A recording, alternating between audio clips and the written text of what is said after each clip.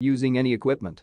Suho explained that he was certain as it felt different from the portal he had previously passed through. Soo-young remembered that the dimensional energy of the teleportation portal Suho went through was higher than that of a portal bridge. Reporters observed a signal of a dimensional crack as the Awakener's bureau arrived. The detection team approached Suho's group and began setting up measuring devices. They found that it was a level 4 dungeon, which relieved Kim Mizo and Soo-young. Soo-young informed Mizo of Suho's plan to check it out. Mizo informed the director, who was upset about the investment already made. Mizo suggested sending a detection team member with video memory to accompany them to determine if the dungeon is where Suho is from. The director believes that if a dungeon portal appears near someone who has just returned, then they are a dungeon returner. Mizo argues that Suho being an irregular is valuable in itself. The detection team discovered that the dungeon would collapse in 50 days, and Soo-young advised Mizo to recall the military unit. Suho was intrigued by the measuring device and found out it was costly, but the bureau offered to permanently lend it to them as a gift. Suho wondered why they were giving him such valuable items and was reassured that even though he was not a returner from another planet, the Korean bureau would never treat him unfairly. The bureau acknowledged that many nations are reaching out to Suho and reminded him that they consider him part of their family. The man claimed he was a national treasure, but Suho told him that he had not received messages from other countries. Ding-soo approached Suho and informed him that the competition for him was intense overseas and that messages were being sent to him since they couldn't directly contact Suho. Suho asked how much they were offering, and Ding-soo replied that it was over 5 billion won. Suho warned Ding-soo that they shouldn't become slaves to money and that talking to someone is more valuable than 5 billion won. Ding-soo agreed and said he would at least show Suho the offers but warned that the countries might try to harm him if he didn't. Suho told Ding-soo to tell them he ignored their offers. Suho's group was about to enter the portal, but an agent asked them to wait for the combat team. Suho declined, allowing only 2 people to accompany them. The agent expressed concern about their small group, but Soo-young reassured him to record everything properly. Baekgu also joined them.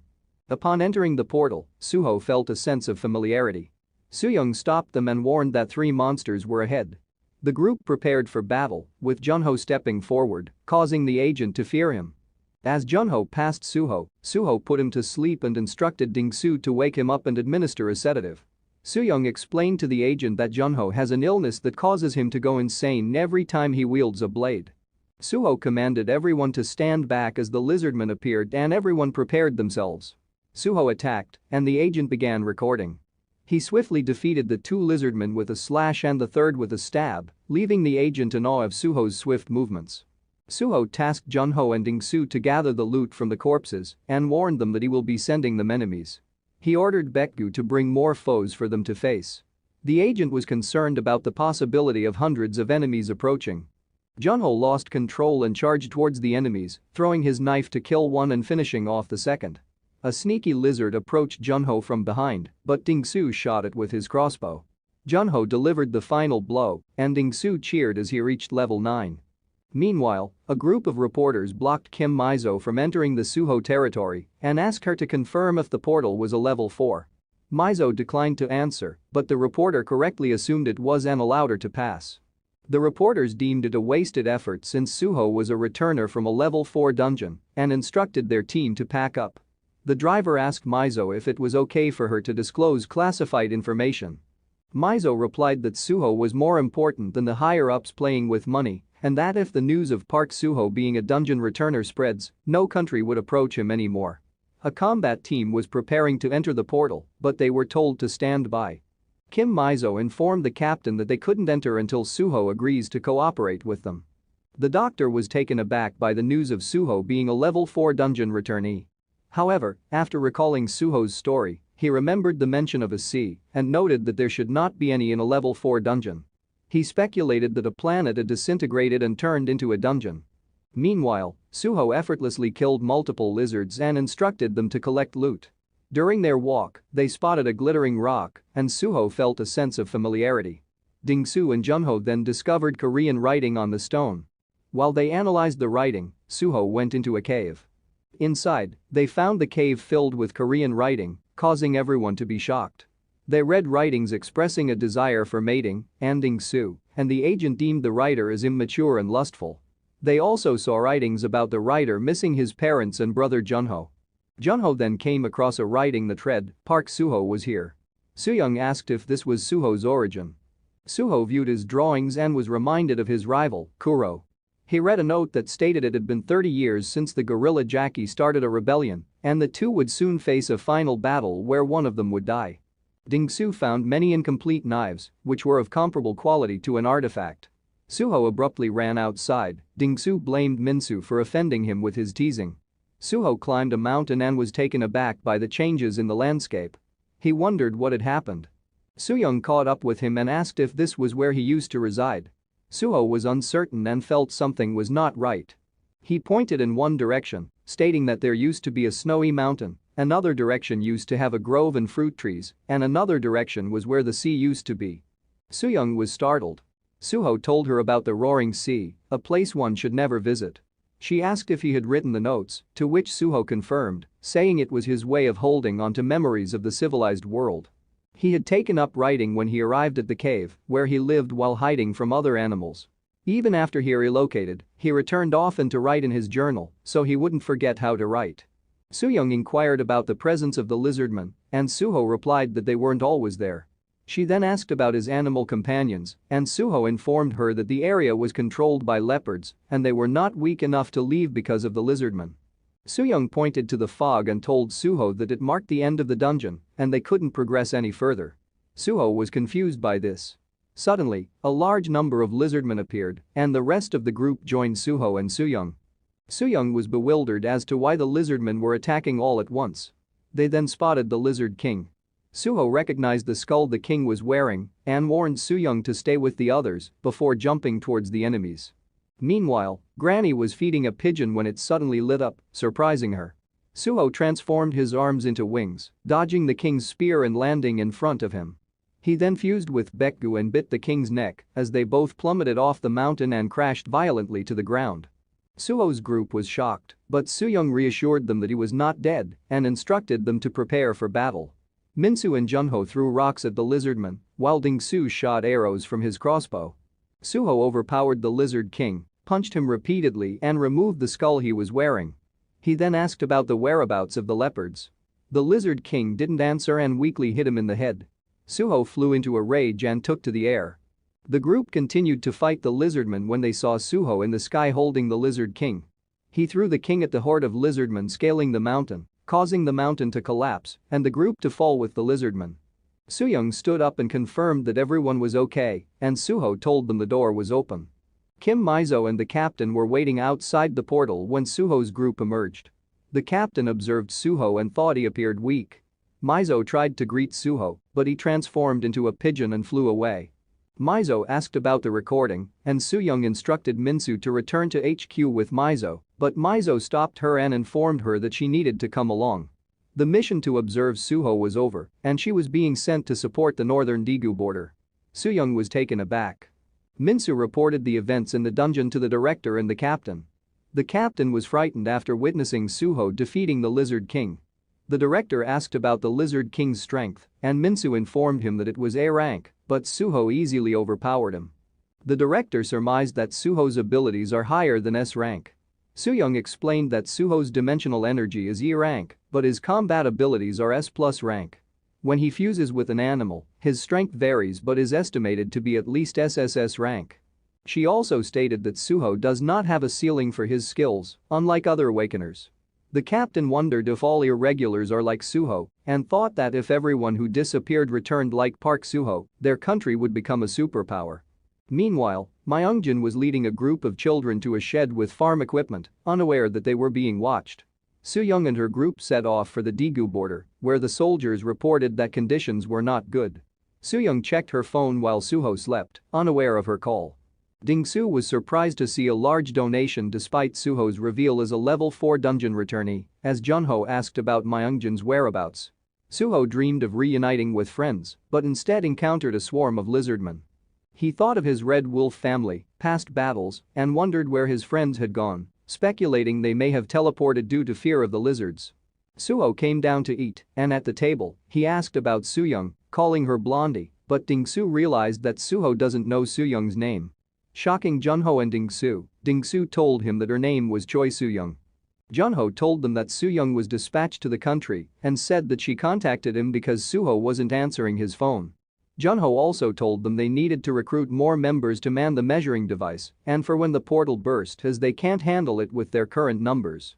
Suho asked about Myungjin, and Junho remembered the location of the elders and orphans in Seoul.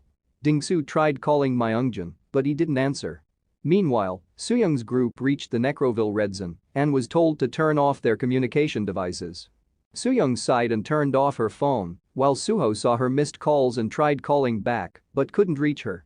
Kim Mizo and the captain came to see Suho, and Mizo told him they wanted to learn the secret behind his abilities in the dungeon. Suho insisted that it just requires hard training for 1,000 years.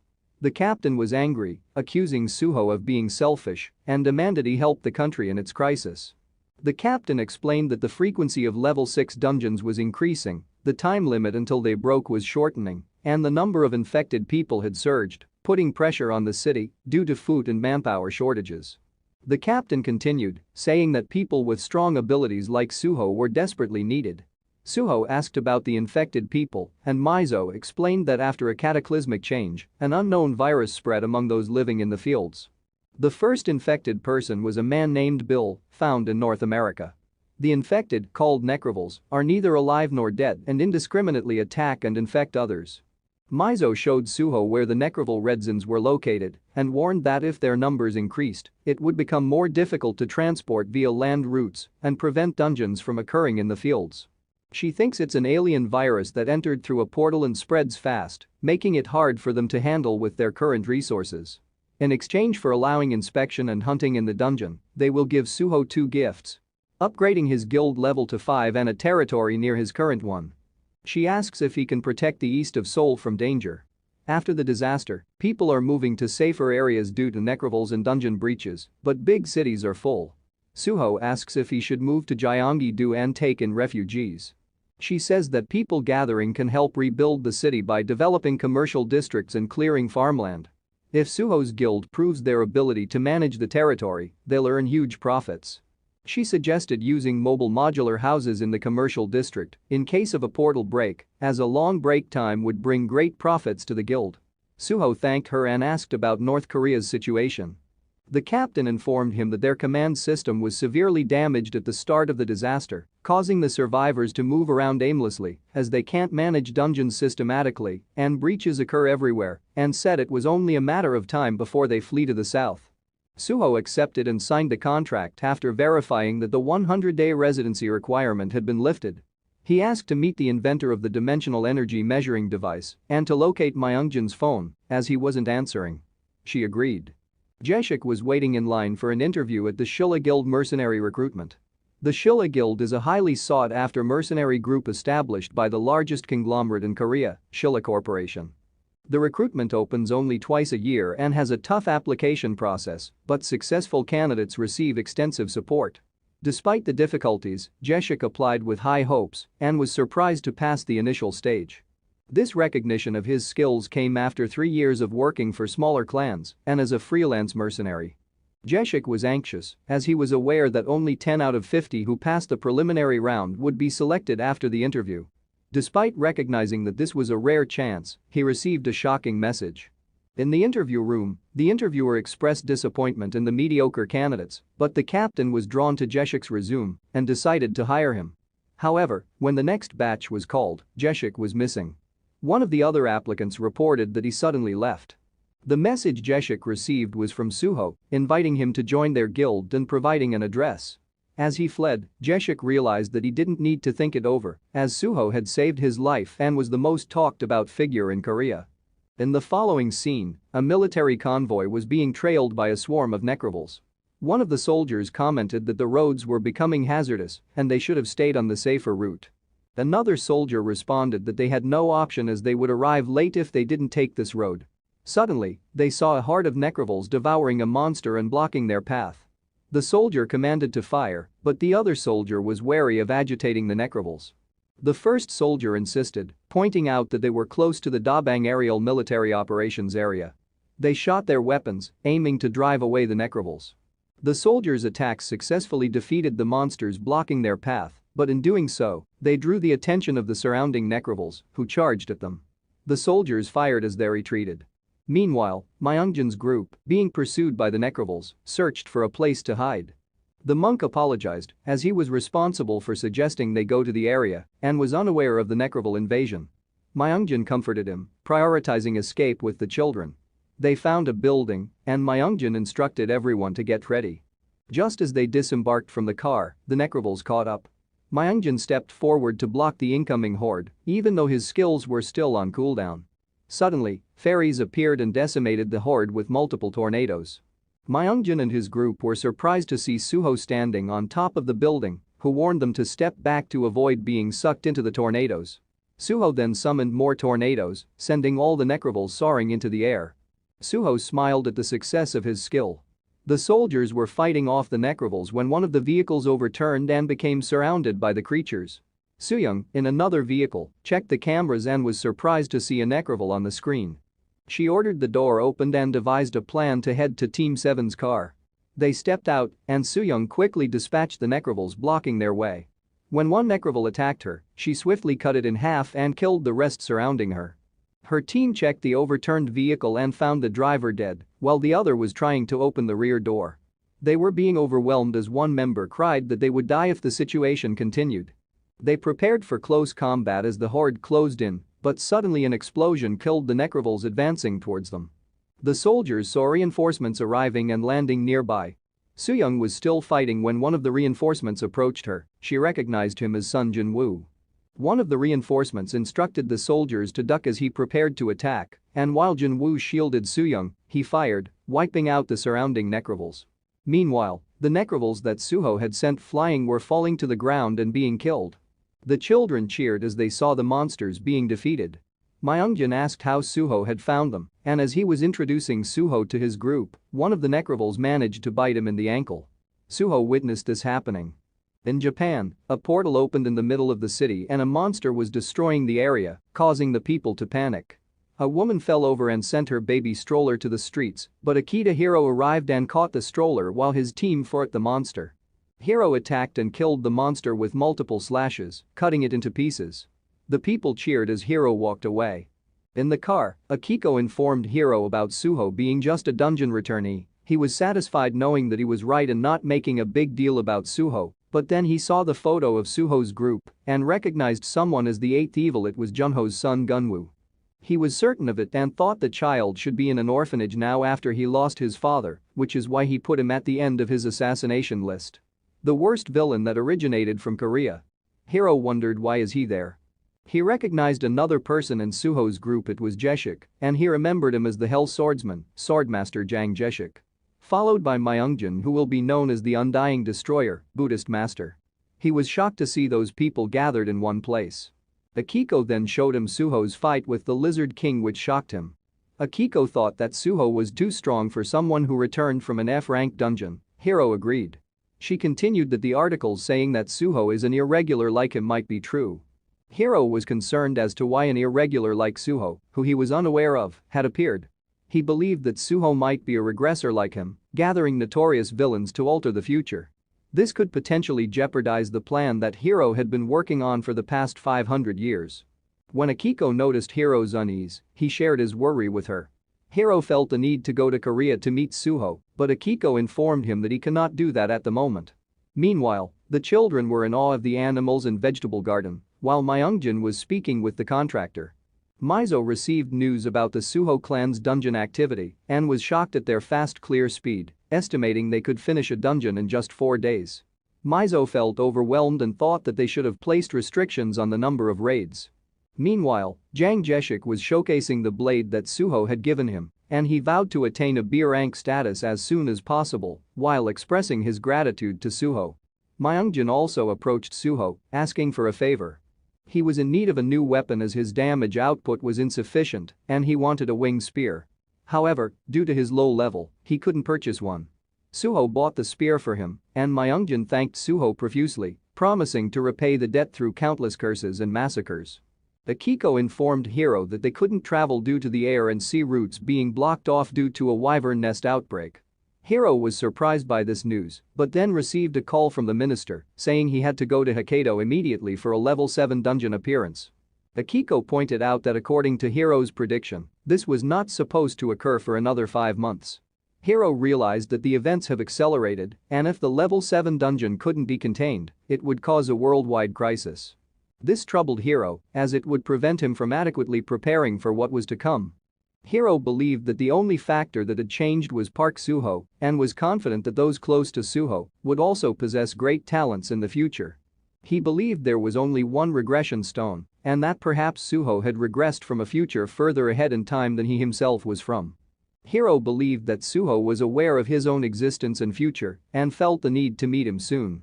If Sooho's intentions were different from his own, Hiro was prepared to kill him for the sake of mankind. He told Akiko of his decision to first go to Hokkaido. Inside the dungeon, Sooho asked Myungjin for an area taunt, and Myungjin obliged as Dingsu encouraged him to go louder. The group prepared for battle as they heard the approaching monsters. The lizardman arrived, and Sooho summoned his spirits, using a tornado to send the monsters into the air. Dingsu sniped the lizards, earning points easily. Another group of lizards charged, but Myungjin used Dragon Rush, killing many of them. The lizardmen sent flying by Sooho began to fall, and Junho charged forward as Dingsu called out to the stunned Jeshik. The fallen lizardmen stood and were killed by Junho and Dingsu. One lizardman managed to get close and attack Dingsu, but Jeshik stopped it by chopping off its head. As they continued to kill the monsters around them, Jeshik reflected that no other guild would take an E-rank mercenary to level up in a level 4 dungeon for training. Suddenly, a lizard king appeared beside Jeshik, and Junho attacked it from behind, cutting off one of its arms. Jeshik delivered the final blow by chopping off its head, surprising himself with how easily he was able to kill it. Dingsu felt regret as they had to leave behind the blood crystal, as they needed to exit the dungeon because the boss was dead. Jeshik apologized, and they all ran towards the exit. As they were running, Myungjin felt pain from a bite from the necroval. The captain's team was investigating the dungeon and found nothing unusual, so they moved on to the next area. The base camp informed them that lizard spearmen were approaching, and the captain ordered 2 of his members to handle it. He asked for the location of the lizard king. At the base camp, one of the agents spotted something, but then saw the lizard king above them. The captain's group saw the explosion and received a report that the base camp had been breached by the enemy and was now under attack. The captain quickly ran to the base camp, defeated the lizard men blocking their path, and instructed everyone to retreat back to the base. At the same time, Jinwoo informed Sooyoung that they received insos while en route to Gyeongbuk. Sooyoung told Jinwoo that they were scheduled to meet with the CDC. Jinwoo informed her that there had been 2 level 5 dungeon breaches in the field and the entire CDC was on the move. He offered to escort them until they could meet up with the 2nd Armored Brigade. Suddenly, one of the helicopters was hit by a fireball from a monster. The soldier informed Kim Mizo that the video was sent by a member of the special force with a video recording skill to the CDC. Kim Mizo was incensed at the person who put everyone in danger by driving through a necroval red zone and threatened to kill them herself if they returned alive. She tried calling Sooyoung, but there was no answer. At the captain's base camp, one of the soldiers had their arms cut off by the Lizard King and jumped on them, but both were killed when the soldier detonated a bomb. The Lizard King's head fell in front of the captain and their group as the door opened, causing the captain to curse and feel humiliated. Kim Mizo was informed of the situation and found it unbelievable that they suffered so many casualties in a level 4 dungeon raid.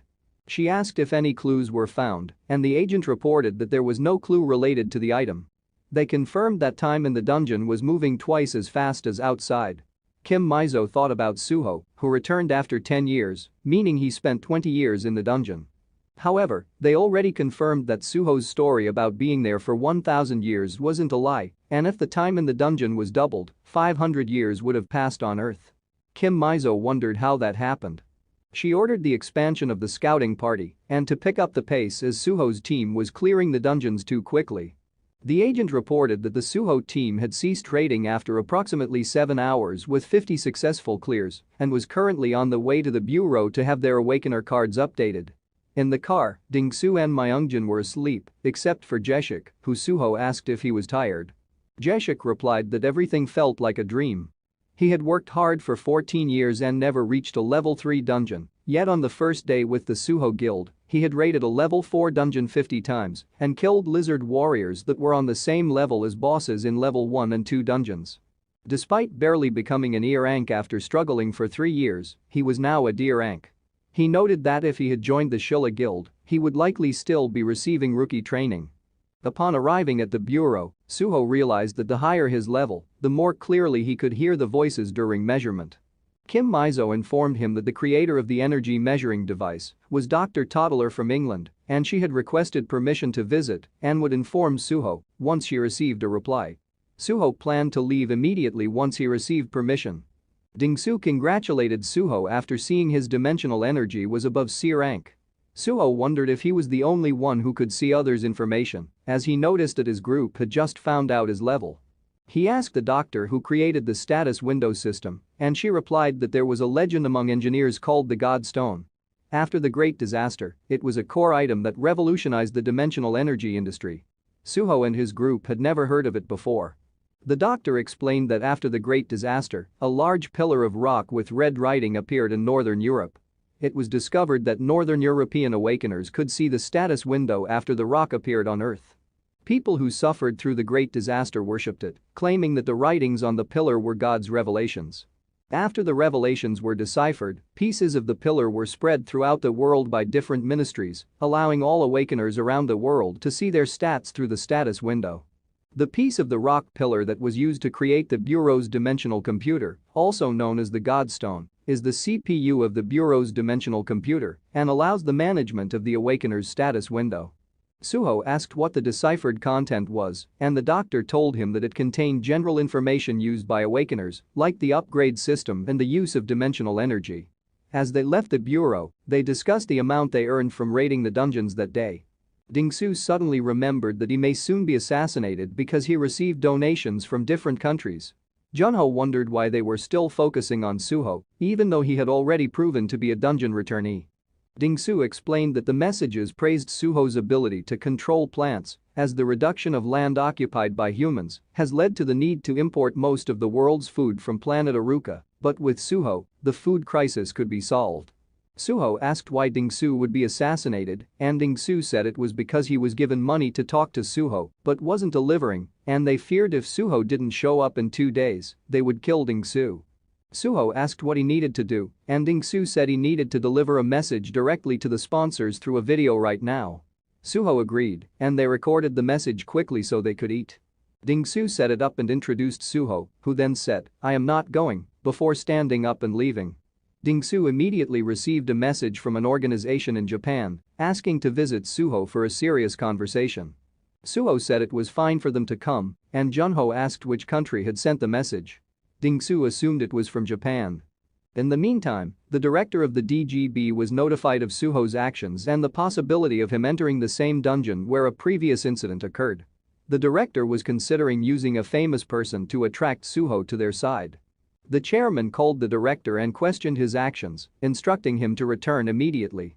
The director reassured the chairman that he was doing something beneficial for their group and intended to recruit Park Sooho. The chairman reprimanded him, saying that the general manager had already been sent.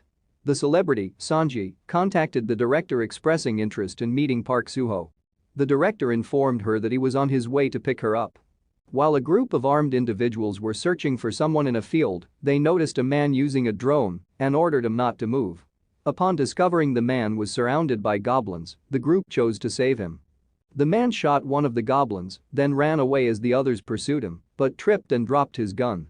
Just as a goblin was about to attack the fallen man, it was shot down by the armed group. The group then introduced themselves as the X-team of DGB and instructed the man to surrender. They reported to another individual that they had secured the target and were ordered to store it in the warehouse. Meanwhile, the director was angry with his assistant for not holding on to Sooho until he arrived. The assistant explained that Sooho had ignored him and entered the dungeon. The director asked how long it took for Sooho to come out last time and was informed it took 4 days, 11 hours, and 27 minutes for 2 people to emerge. The director was frustrated as he believed they had to wait 8 days for Sooho's return. In the dungeon, Sooho stood atop a pile of dead orcs. He checked his status window and found he needed 3 more points to open the beast farm. However, he sensed that there was one more orc that was still alive, so he used tracking and found the orc. Suho dashed to the orc and delivered the final blow, earning 23 achievement points. He opened the beast farm and chose a location for it. The information about the beast farm was displayed, and Suho saw there was one hybrid and believed it to be Bekgu. Another group of orcs charged at Suho, and a message prompted him to input a summoning command. After some thought, Suho summoned all his wolves, intent on filling his beast farm to capacity. The director received a call informing him that Suho had already emerged from the dungeon, which the director found unbelievable, as Suho had only entered a few hours prior. The assistant continued, saying that Suho had gone back in and come out a second time after only 2 hours. The director still had his doubts and called Sanji. Meanwhile, inside the dungeon, Suho continued to fight the orcs. A barrage of arrows was shot in their direction, and Suho ordered his wolves to retreat. Some of the arrows hit the orcs, but his wolves retreated safely. Suho transformed wings on his back as the orcs shot arrows at him, flew inside the castle, and used a tornado to block the orcs. The orc lord jumped down in front of Suho and merged with one of the wolves. Suho attacked the orc lord, hitting it in the face and knocking it down, then lifted the orc lord into the air with a tornado. Suho followed and delivered a kick that sent the orc crashing back to the ground. He then dropped down violently and finished it off. Suho ran to the wolf pen and used his taming skill, then sent the wolves to the beast farm. After emerging from the portal, Suho felt the side effects from merging and realized that if he entered one more time, he could fill all 100 spots in the beast farm. However, Sanji approached him. As Sanji approached Suho, the media was already buzzing with rumors of their supposed relationship. The director was thrilled to hear that Sanji had made contact with Suho and rushed to his location. Upon arriving, he found Sanji crying and asked where Suho was. She told him that Suho had left after a drink and said he didn't like her because she was weak. Enraged, she stood up and decided to awaken. The director and his assistant were talking when they saw Suho emerge from the dungeon. The director ran over to try and introduce himself, but Suho quickly returned to the dungeon, causing the director to become angry. However, he was stopped by Chief Secretary Chien. The director was told to rest while the secretary took over. The secretary informed the chairman that Suho's abilities were more powerful than they had anticipated. Suho looked at the stats for the beast farm and saw that it was already filled and that at level 2, its capacity would increase to 200. He decided to call it a day. The chief secretary introduced himself as Chien Demyang from the DGB group and apologized for a past accident. He invited Suho to a meal, which he accepted. After eating, the secretary offered Suho a gift. When Suho asked what the DGB wanted from him, the secretary explained that they wanted to partner with the Suho Guild. The DGB Guild has yet to rise to a position where it can represent one of Seoul's 12 sectors because they haven't formed a level 6 combat team. Suho replied that he had no interest in becoming one of the representing guilds of Seoul's 12 sectors. The secretary responded that their aim was not to be one of the 12 representing guilds in Seoul, but rather to establish a 13th sector with the Suho Guild. He explained that like the 12 sectors in Seoul, if there is a level 6 guild stationed in a particular area, a city will form around it. However, the guilds within the 12 sectors are struggling to handle level 6 dungeons, causing anxiety among the citizens. If a 13th guild, which can provide peace of mind, is established, people will start moving to the 13th sector, and the value of land will skyrocket. The secretary was confident that the Suho Guild was capable of fulfilling the citizens' hopes. However, there was a challenge that the Suho Guild couldn't overcome on its own. They lacked the resources, manpower, and experience to create and manage a city by themselves. The tasks included raiding dungeons, managing dungeons, planning and building the city, all while working with the government and negotiating with various companies. Suho understood that DGB had the financial and experiential resources but not the strength, and they wanted to partner with the Suho Guild to lend their power. The secretary saw an opportunity to invest in the Suho Guild and asked if they could accomplish it with just their current members. He assured Suho that DGB would be the best partner for the Suho Guild.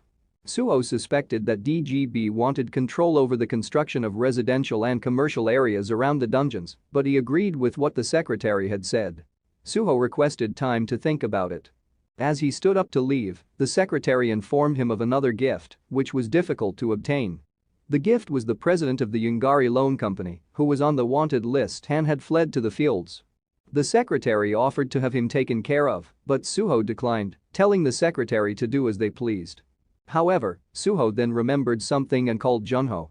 He instructed Junho to go to the given address as someone wanted to see him. Sooho told the secretary that his younger brother would take care of it. Junho arrived at the designated spot and was directed to a container. Inside, he found the president of the Yungari Loan Company. The loan shark asked about Sooho's presence, and Junho replied that he wasn't there. The loan shark chuckled and expressed regret for hitting him, to which Junho forgave him. The loan shark then shifted blame to the bureau and the DGB for scamming Sooho into the level 5 dungeon. Junho was ready to leave, but the loan shark stopped him, seeking his help in getting out. The loan shark mentioned that he lent Junho money and found work for Gunwoo's mother when they were in need. Upon hearing about Gunwoo's mother, Junho paused. The loan shark explained that he used to run the Yungari Employment Center and remembered her coming to him, desperate for work. The truth of the situation was revealed. The loan shark and his accomplices went to Junho's home to collect payment, but he was not there. They then offered a contract to sell the organs of Junho's family member and warned that if Junho was absent the next time they visited, they would take her instead. Junho inquired about what happened, and the loan shark revealed that she begged for mercy while holding Gunwoo. Junho asked where she was and the loan shark promised to take him to her if Junho agreed to help him. Meanwhile, Sooho received a message from Kim Mizo saying that a response had come from Dr. Toddler and he agreed to meet Sooho in England. Sooho was thrilled at the prospect of meeting the doctor, who might know about the connection between the time mix-up, the dimension crack, and the planet he was on. He hoped to find a way to reunite with his brothers.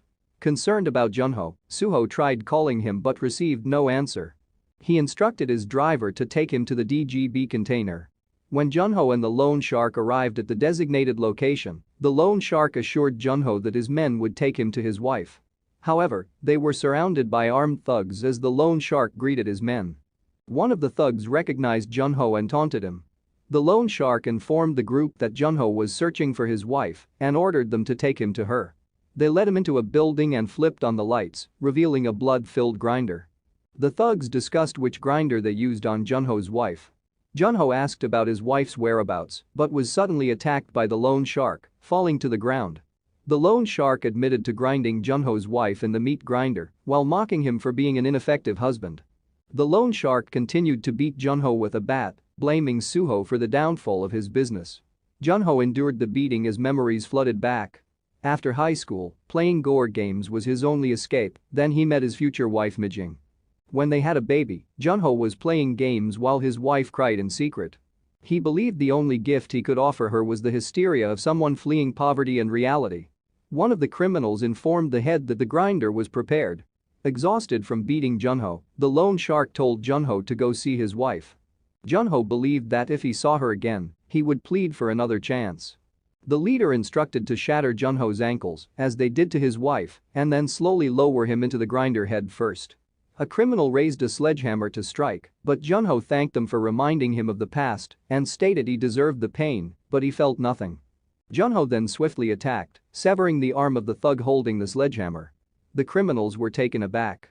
Junho declared that after his wife left, he had promised not to engage in such actions, but he couldn't allow individuals like them to live while smiling. The criminals fled as they realized Junho was an awakener. The leader was sliced into pieces, petrified with fear.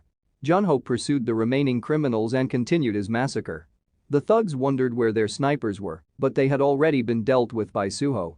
Sooho then ordered the men from DGB to clean up the aftermath to avoid any future problems. DGB representatives assured that many of these individuals had their social security numbers revoked, making it unlikely that the government would pay attention to them. Sooho was pleased to see Junho as an awakener.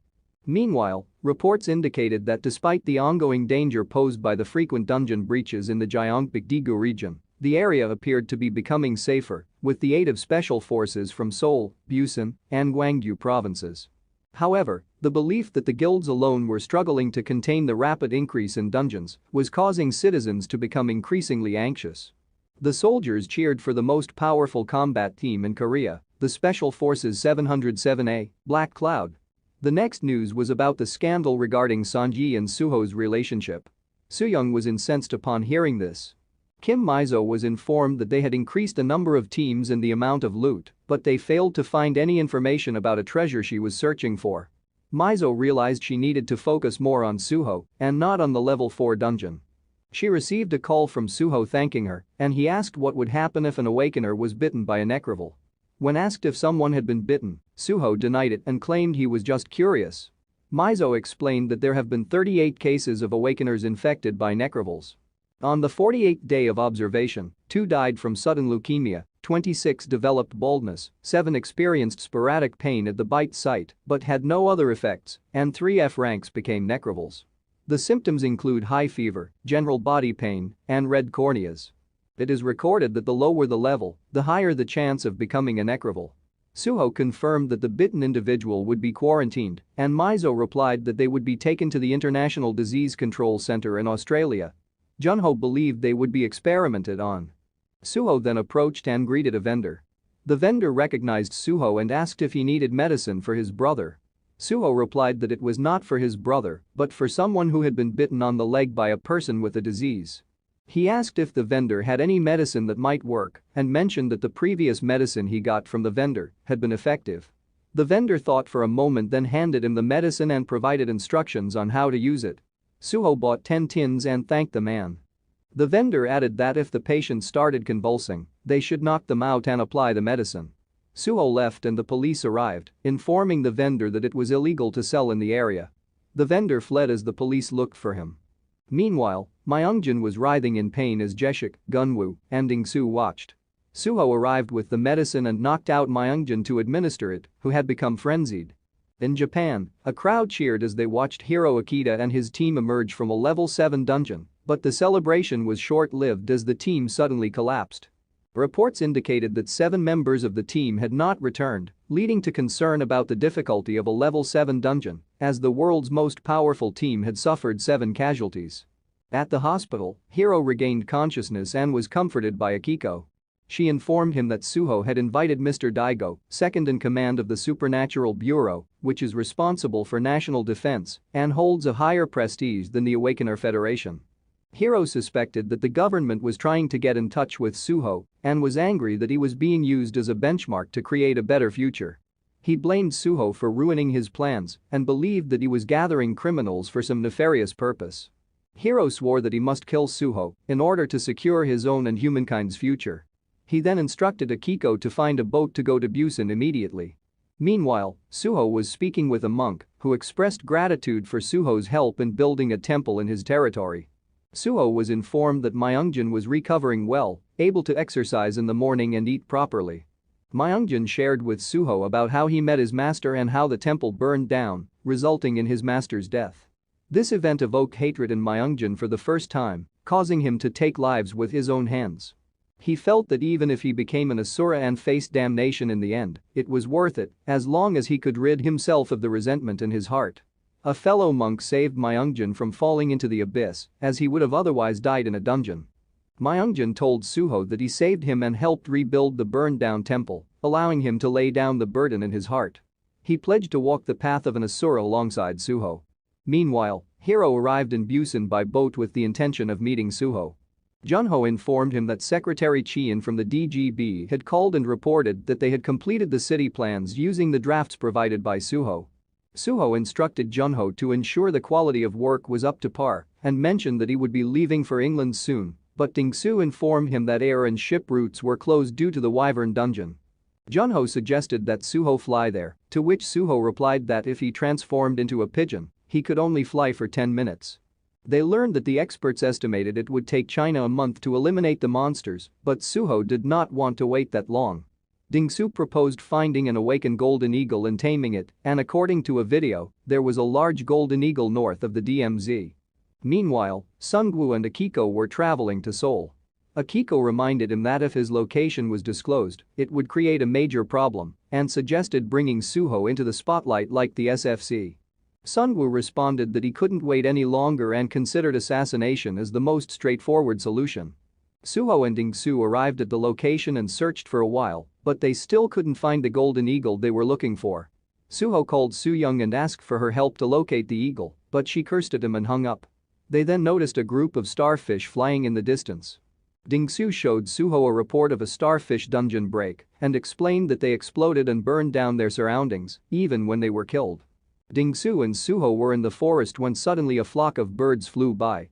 Dingsu saw that the fire was spreading and suggested they leave. All the animals in the area were also fleeing the blaze. They spotted a golden eagle flying with the birds, and Suho was thrilled as he had tamed it. Later, a news report came out about the wildfire in Gangwon-do and stated it was extinguished by a local updraft caused by the starfish. Dingsu knew this was false and uploaded a video showing a boar charging through the fire and using a tornado to put it out. He edited out the part where Suho passed out after using his white area skills. Dingsu was then contacted by Jeshik and Junho to go on a level 2 dungeon raid. Before leaving, he uploaded a clip of Suho transforming into an eagle and flying to England. Akiko discovered a video that Suho left for London and told Sungwoo about it. Upon watching the video, Sungwoo believed that Suho was purposely avoiding him and was defensive towards him. He resolved to confront Suho before he completed his preparations, using provocation as a means to do so. While flying, Suho realized he couldn't increase his speed. He checked his skill tree and saw that he could unlock fire attribute skills, including Fire Fairies, Fire Stream, and Twin Fire Stream. A warning then appeared indicating that the time for fusion was running out.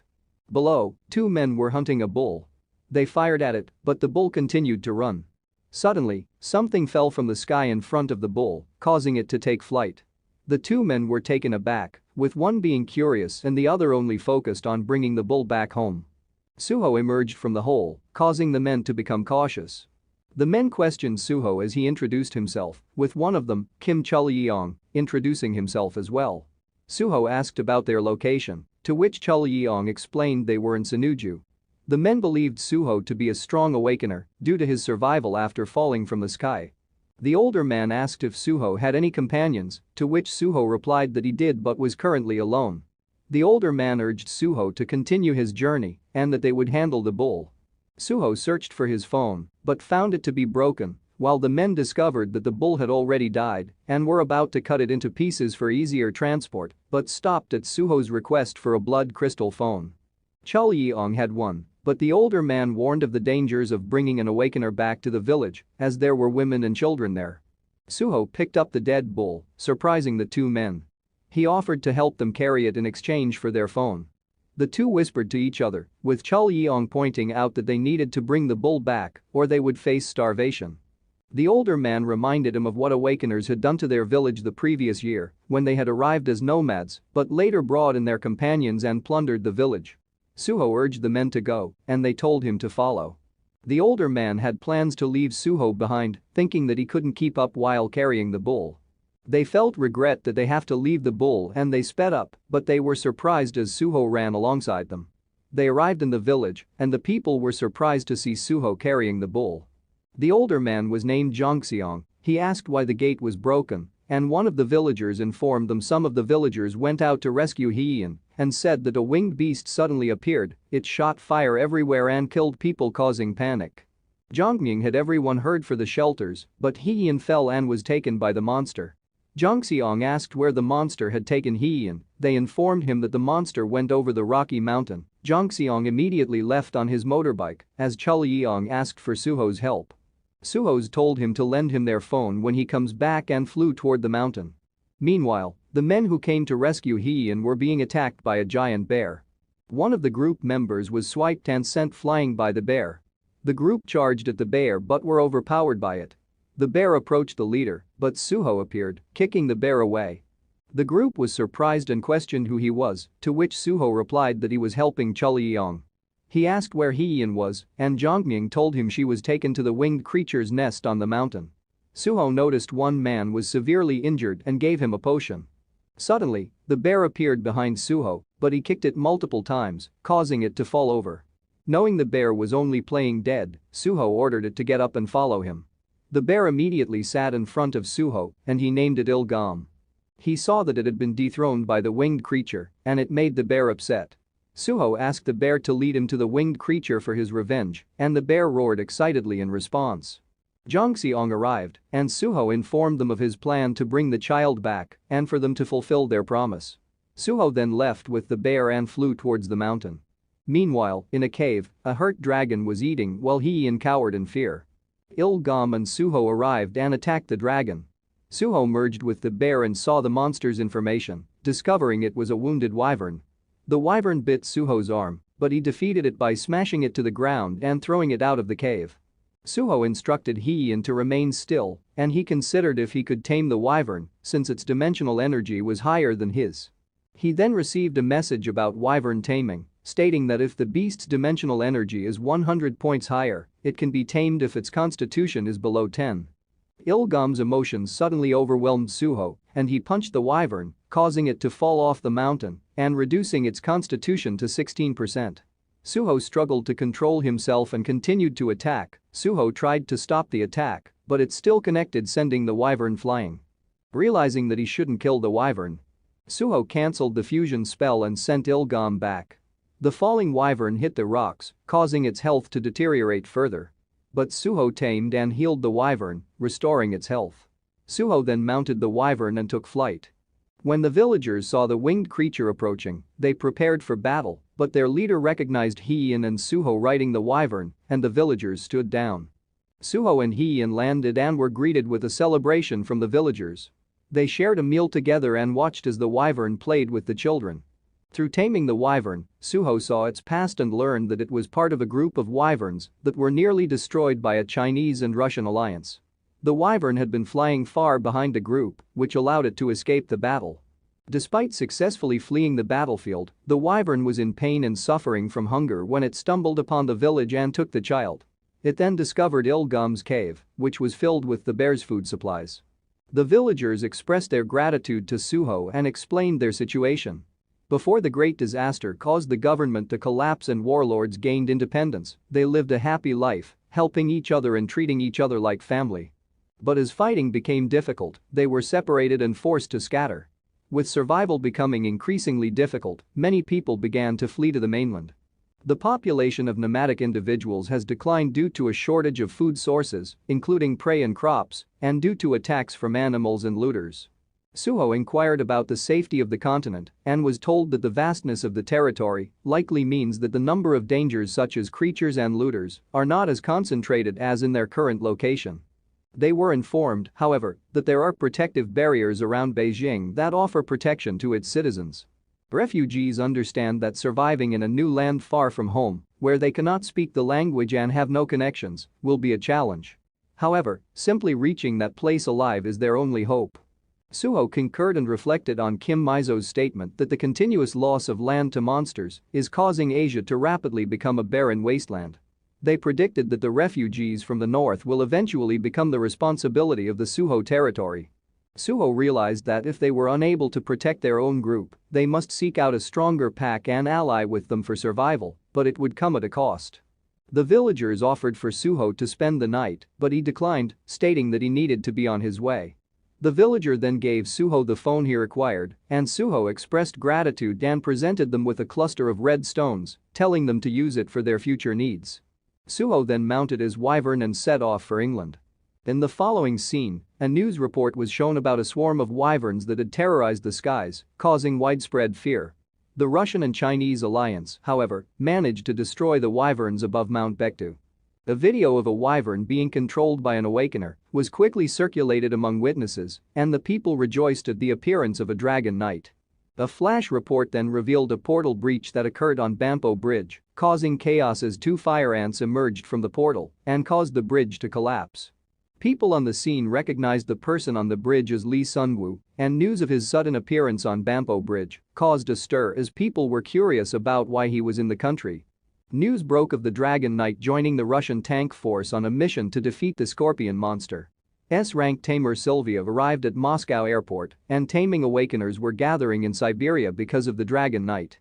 People were curious about the identity of the Dragon Knight, and a subsequent report confirmed that he was Park Sooho. In an interview, Lee Sun-woo claimed that Suho's abilities were fraudulent and he had come to Korea to expose him.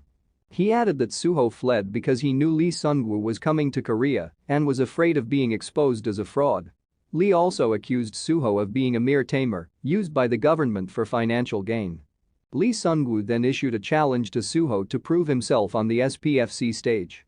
Dingsu and Junho were confused about why Suho was in Russia, as they were aware that he was headed for England. The director then contacted them, inquiring about Suho, but they informed the director that they were unable to reach him. The director suggested that they construct a defensive wall, as Suho's territory had been designated as the 13th area of Seoul, and the bureau would manage the easier dungeons. The director hoped that the Suho guild would join as the advance team in the event of a level 7 dungeon appearing. Junho replied that he was unable to make a decision on his own and needed to wait for Suho's return. Junho was uncertain about the feasibility of managing the responsibilities of being the 13th area and raiding level 7 dungeons simultaneously. He considered the prospect of being part of the advance team for level 7 dungeons as a high-risk proposition, as they would receive preferential treatment in exchange for risking their lives. However, he felt that it was unnecessary to take on such risks. Korea was in turmoil due to Lee Sun-woo's challenge and the 13th area issue. Meanwhile, the doctor was en route to meet Suho and was speaking with him on the phone. The doctor asked for Suho's assistance in eliminating the golems that were pursuing him. Suho appeared riding on a wyvern and launched an attack on one of the golems, causing it to collide into nearby buildings. He then summoned fire fairies and used a fire tornado to attack the other golem. After landing, Suho finished off the remaining golem. Impressed, Dr. Toddler approached Suho and snapped a photo of him and the wyvern. Suho explained to the doctor that the Russians painted the wyvern to avoid mistaking it as an enemy. The doctor expressed gratitude, mentioning that he purchased the priciest translator when he heard Suho was coming. Suho asked if they were in London, observing the devastated state of the city. The doctor informed him that the situation in England, particularly in London, was dire and that it becomes even more hazardous after sunset. Suho commanded Biryong to return, and the doctor was captivated by the sight of the beast summoning portal. Meanwhile, people on Suho's territory were amazed to see a wyvern emerge from the portal. One person reassured them that the creatures at the beast farm were friendly. In the car, the doctor was pleased to see such a large creature entering the beast farm and assumed it was at level 3. The doctor continued to express his happiness in finally meeting Suho, but Suho suspected that the doctor intended to use him for experiments. The doctor informed Suho that England's new capital is New Dover and that his lab was located there. Suho questioned why they didn't just meet in New Dover, but the doctor explained that he had ventured out to collect materials for his research. He added that there had recently been a massive bombing in London, which allowed him to obtain ample tissue samples and blood crystals from the dead monsters. The doctor then revealed that he is currently exploring the feasibility of creating a permanent teleportation portal, similar to Suho's beast farm portal. The doctor speculated that the monster teleportation portals that appear from time to time likely function similarly and believed that if they could utilize this technique, even if monsters were to conquer the skies and seas, they could travel anywhere in the world in a matter of minutes. He acknowledged that the blockage of air and sea routes is a problem unlikely to be resolved in the near future and emphasized the importance of preparing beforehand to avoid being isolated and ensure continued survival for humankind. The doctor asked Suho the reason for their meeting, but their conversation was abruptly interrupted when the road in front of them exploded. They observed a humpback whale being attacked by a shark-like creature and fell into the water. A rescue team arrived at the scene, and one of its members recognized the doctor's car and said he would find the doctor. However, after diving underwater, the rescuer saw the car was already empty and the shark-like creature still pursuing the whale, but the whale continued to dodge the shark's attacks and leapt out of the water. The rescue team considered shooting, but stopped when they saw people on the whale's fin. Suho used a tornado to block the shark, and the rescue team recognized the skill as that of the Dragon Knights. Suho summoned his fire fairies and launched an attack on the shark while it was still in the air. The rescuers then opened fire once the whale was at a safe distance from the shark. The doctor was astounded by Suho's actions, while Suho engaged in conversation with the whale as they both landed back in the water. The shark hit the rocks and died, resulting in Suho leveling up and unlocking his water attribute skill. Suho and the doctor sat and watched the whale playing in the water. The doctor explained that whales are becoming extinct due to sea monster attacks and that the whale was lucky to have met Suho. Suho then mentioned that this town was at the edge of the world, and the doctor added that England has been pushed to the brink and has no more room to retreat. They are in the middle of building a protective wall. Suho then inquired about the dimension energy measuring device and asked about its principles.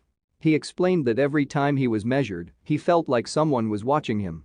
He asked about the planet he had returned from which used to be a planet but was now fragmented and appeared as a dungeon. The level 4 dungeon was only a portion of the land and was filled with lizards he had never seen before instead of the animal friends who used to live there. Suho asked about his friends, why he hadn't aged in 1,000 years, and who were the people